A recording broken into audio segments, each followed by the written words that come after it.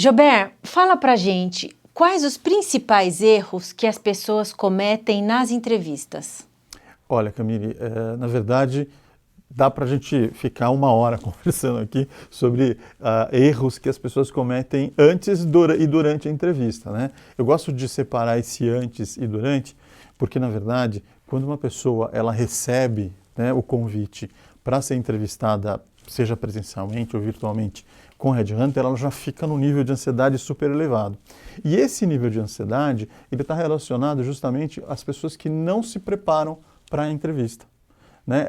Parece que as pessoas elas não têm a mesma preocupação com outras coisas quando a gente fala de entrevistas de emprego. Eles estão muito mais preocupados em serem chamados do que se prepararem para a entrevista.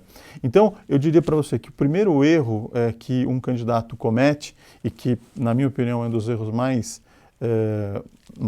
duros, né, é justamente o fato dele não estudar nem a empresa, nem a vaga, nem a cultura da empresa. Ou seja, uma vez que você se candidatou a uma vaga em qualquer posição ou qualquer lugar, é importante você entender o que essa empresa vem fazendo, qual o mercado que ela atua, por que ela vem fazendo aqueles movimentos, conversar com pessoas que fazem parte da sua rede social, seja no Facebook ou seja propriamente no LinkedIn, perguntar para as pessoas como é trabalhar naquela empresa, como é que é a cultura dessa empresa e ir para uma entrevista mais seguro da onde você está entrando.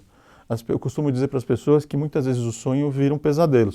Então é muito importante que antes da entrevista virar um pesadelo, você se prepare, né? Agora, durante a entrevista, é importante que você tenha estudado o seu currículo. Eu já peguei situações onde candidatos acabaram se surpreendendo até com algumas perguntas que foram feitas sobre o currículo.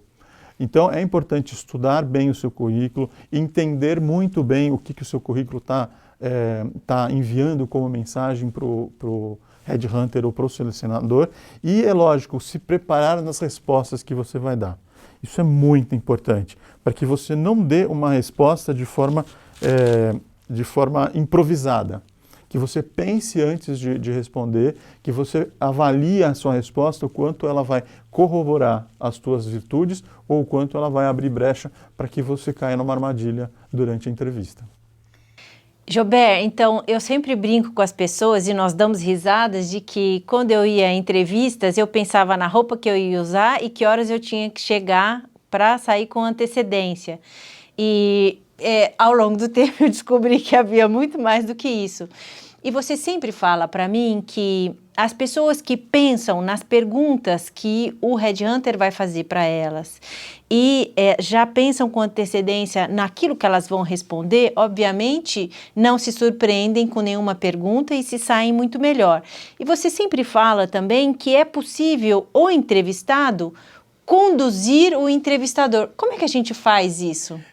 Muitos candidatos criam um mito na cabeça, acreditando que quando eles vão para uma entrevista, quem está no controle da entrevista é o entrevistador.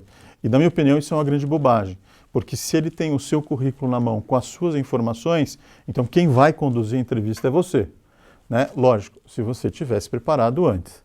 Então, uma das coisas importantes é que eu posso dizer que 60% a 70% das perguntas que são feitas durante uma entrevista, elas vão se repetir em todas as entrevistas.